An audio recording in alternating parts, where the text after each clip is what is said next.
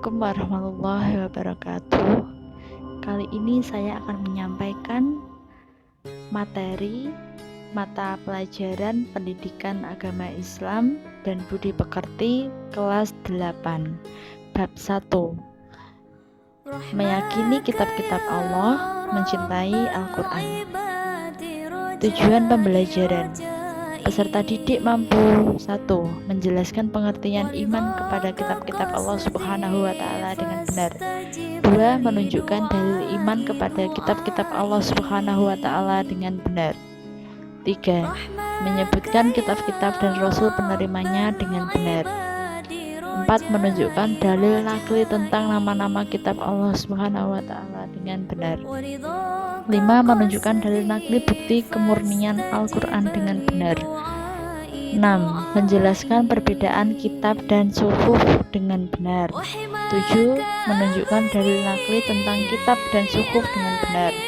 8. Membiasakan pengamalan ajaran Allah Subhanahu wa Ta'ala dalam kitab suci Al-Quran dalam kehidupan sehari-hari dengan benar.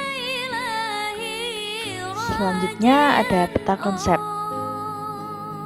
Peta konsep di sini yang pertama judulnya meyakini kitab-kitab Allah, mencintai Al-Quran.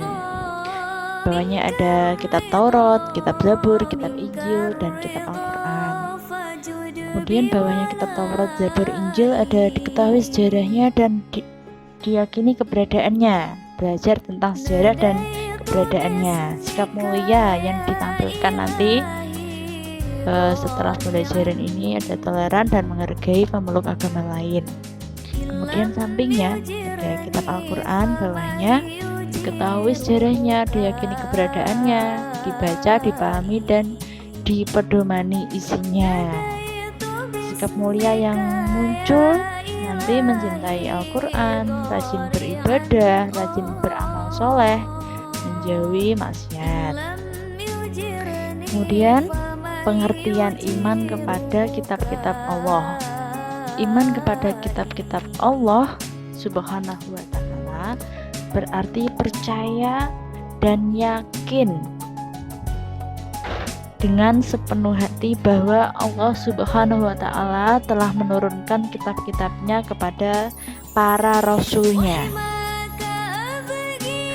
Dalil iman kepada kitab-kitab Allah berada di Quran surat Al-Maidah ayat 16, yang artinya dengan kitab itulah Allah memberi petunjuk kepada orang yang mengikuti keridhaannya ke jalan keselamatan, dan dengan kitab itu pula Allah mengeluarkan orang itu dari gelap gulita kepada cahaya dengan izinnya dan menunjukkan ke jalan yang lurus. Selanjutnya nama-nama kitab Allah dan nama Rasul penerimanya. Pertama, nama kitab Taurat, Rasul penerima Nabi Musa alaihissalam. Tahun diturunkan adalah abad 12 sebelum Masehi, sebelum ada bulan Januari Februari. Bahasa kitab Ibrani, nama kaum Bani Israel. Yang kedua, kitab Zabur, Rasul penerima Nabi Daud alaihi salam. Tahun diturunkan abad 10 sebelum Masehi. Bahasa kitab Kipti, nama kaum Bani Israel dan Yahudi. Nomor 3, kitab Injil, Rasul penerima Nabi Isa alaihi salam. Tahun diturunkan abad 1 Masehi. Bahasa kitab Suryani, nama kaum diturunkan di kaum Hawariyun atau kaum Nabi Isa. Nomor 4, Al-Quran, Rasul penerima Nabi Muhammad SAW. Tahun diturunkan yaitu abad 7 Masehi. Bahasa kitab Arab, nama kaum seluruh umat manusia. Jadi kitab Al-Quran itu untuk kaum seluruh umat manusia dari dulu sampai sekarang sampai hari kiamat. Pokok ajaran kitab Taurat sekarang yang pertama kita bahas tentang ajaran kitab Taurat. Adapun pokok-pokok ajaran yang ada dalam kitab Taurat yang diturunkan di Bukit Sinai tersebut adalah sebagai berikut. 1. Perintah untuk mengesahkan Allah Subhanahu wa taala. 2. Larangan menyembah patung atau berhala. 3. Larangan menyebut nama Allah Subhanahu wa taala dengan sia-sia. 4. Perintah menyucikan hari Sabtu. 5. Perintah menghormati kedua orang tua. 6. Larangan membunuh sesama manusia. 7. Larangan berbuat zina. 8. Larangan mencuri. 9. Larangan menjadi saksi palsu. 10. Larangan mengambil hak orang lain. Itu adalah pokok ajaran kitab Taurat. Ternyata sudah dari dulu kita disuruh untuk menyembah kepada Allah. Kemudian pokok ajaran kitab Zabur. Sajak saja dalam Zabur bermacam ragam. Ada nyanyian, pujian, ada nyanyian untuk menyembah Tuhan, ada doa mohon pertolongan, perlindungan, dan penyelamatan. Doa mohon ampun, nyanyian syukur atas berkat Tuhan, permohonan supaya musuh dihukum. Doa-doa dalam Zabur ada yang bersifat pribadi, ada pula yang bersifat nasional. Beberapa di antaranya menggambarkan perasaan seseorang yang paling dalam, sedangkan lainnya menyatakan kebutuhan dan perasaan seluruh umat Allah. Banyak orang Islam yang mungkin belum pernah membaca isi kitab itu. Meski Zabur ada di dalam Alkitab yang mudah ditemui, jarang orang Islam mau membacanya. Kitab ini berisi pokok-pokok ajaran agama yang dilaksanakan oleh umat Nabi Daud alaihissalam, berupa kumpulan nyanyian, pujian-pujian kepada Allah atas segala nikmat ilahiyah, macam-macam doa dan zikir isinya. Nah, ini selanjutnya pokok ajaran kitab Injil. Ada dalam Quran surat Maryam ayat 30 itu, dia maksudnya itu Nabi Isa berkata, sesungguhnya aku hamba Allah, dia memberiku kitab Injil dan dia menjadikan aku seorang nabi. Nah, kitab Injil berisi ajaran pokok yang sama dengan kitab-kitab sebelumnya.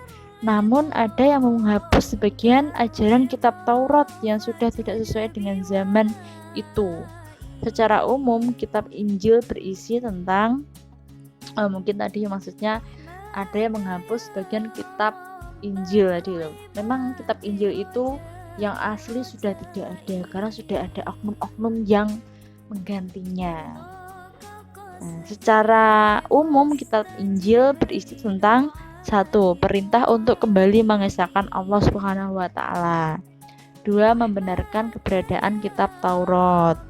3. Menghapus beberapa hukum dan kitab Taurat yang tidak lagi sesuai dengan perkembangan zaman. 4. Menjelaskan bahwa kelak akan datang kembali Rasul setelah Nabi Isa alaihi salam, yaitu Nabi Muhammad sallallahu alaihi wasallam. Di samping ada di kitab Injil, penjelasan ini juga terdapat dalam kitab Taurat. Oh, berarti kitab Injil ini adalah terusan dari kitab Taurat, anak-anak. Dan di kitab Injil ini sudah diterangkan bahwa nanti ada nabi lagi, yaitu Nabi Muhammad. Lalu ini pokok ajaran kitab Al-Quran. Secara umum pokok-pokok ajaran yang terkandung dalam Al-Quran adalah: pertama, akidah atau keyakinan, yaitu hal-hal yang berkaitan dengan keyakinan seperti mengesahkan Allah Subhanahu wa taala dan meyakini malaikat-malaikat Allah Subhanahu wa taala. 2. Akhlak atau budi pekerti, yaitu berkaitan dengan pembinaan akhlak mulia dan menghindari akhlak tercela. 3. Ibadah, yakni yang berkaitan dengan tata cara beribadah seperti sholat, zakat, dan ibadah yang lainnya. Yang keempat, muamalah. Isinya Al-Quran juga ada muamalah, yakni berkaitan dengan tata cara berhubungan kepada sesama manusia seperti jual beli, berkomunikasi, dan lain sebagainya. Yang 5, di dalam Quran ada tarehnya juga, sejarah, yaitu kisah orang-orang dan umat terdahulu. Kemudian perbedaan kitab dan suhuf. Ini ada perbedaannya ternyata. Wahyu Allah Subhanahu wa Ta'ala yang diterima oleh para rasul dalam perkembangannya ada yang dibukukan berbentuk kitab dan ada yang tidak dibukukan atau berbentuk suhuf. Nah, suhuf itu adalah lembaran-lembaran yang terpisah. Kalau kitab itu sudah dijilid, sudah tertata rapi. Namun keduanya sama-sama berisi firman Allah Subhanahu wa Ta'ala yang diberikan kepada para nabi dan rasul. Ternyata antara suhuf dan kitab itu adalah sama-sama berisi firman-Nya Allah Subhanahu wa Ta'ala. Kitab dan suhuf mempunyai persamaan dan juga perbedaan. Persamaannya adalah keduanya sama-sama firman Allah yang diturunkan kepada Rasul-Nya. Adapun perbedaan antara kitab dan suhuf antara lain: pertama, isi kitab lebih lengkap daripada isi suhuf karena sudah tertata. B, bentuk dari kitab sudah dibukukan, sedangkan suhuf masih berbentuk lembaran-lembaran yang terpisah. C, kitab biasanya berlaku lebih lama daripada suhuf. Ini adalah nama-nama nabi yang menerima suhuf atau lembaran-lembaran. Nah, yang pertama Nabi Adam, jumlah suhufnya adalah 10 lembaran. 2, Nabi Idris alaihi salam ada 30 suhuf. 3, Nabi Ibrahim alaihi salam ada 30 suhuf. Yang nomor 4, Nabi Sis alaihi salam ada 50 suhuf. Terus kemudian Nabi Musa alaihi salam, jumlah suhufnya ada 10. Nah, ini terakhir hikmah beriman kepada kitab Allah Subhanahu wa Ta'ala. Adapun hikmah yang dapat diambil dari adanya kitab-kitab Allah sebagai berikut. 1, memberikan petunjuk kepada manusia, mana yang benar, mana yang salah. 2, pedoman agar manusia tidak berselisih dalam menentukan kebenaran. 3, memberikan informasi sejarah kehidupan orang-orang terdahulu, sejarah nabi-nabi gitu. 4, manusia dapat mengetahui betapa besarnya perhatian dan kasih sayang Allah Subhanahu wa Ta'ala kepada para hamba dan makhluknya. 5, manusia yang beriman akan dapat mengetahui membedakan mana yang baik dan mana yang buruk. 6, mensyukuri segala anugerah dan nikmat Allah Subhanahu wa Ta'ala. 7, hati manusia menjadi lebih tentram dan menambah ilmu pengetahuan. 8, memiliki sikap toleransi yang tinggi karena kitab-kitab Allah Subhanahu wa Ta'ala memberikan penjelasan tentang penanaman sikap toleransi, saling menghormati dan menghargai orang lain, bahkan pemeluk agama lain. 9, meningkatkan kesabaran dan dalam menerima cobaan, ujian, dan musibah yang menimpa pada dirinya. Oke, terima kasih. Nanti untuk tugasnya selanjutnya akan ditulis, tugasnya akan disampaikan pada kolom deskripsi. Kolom deskripsi itu ada di bawahnya video YouTube ini. Kalian lihat di kolom deskripsinya itu nanti ada sebuah link, terus diklik untuk menjawab tugasnya itu. Nah, untuk absennya nanti kalian cukup memberi tanda like, klik like dan komen dengan kata hadir, kemudian tulis nama lengkap kalian dan nomor absen serta kelas kalian. Itu untuk absennya. Jadi bagi anak yang tidak mengkomen di video YouTube ini, kami anggap tidak melakukan absen. Oke, terima kasih. Jangan lupa like, subscribe, dan komennya ditunggu. Terima kasih. Wassalamualaikum warahmatullahi wabarakatuh.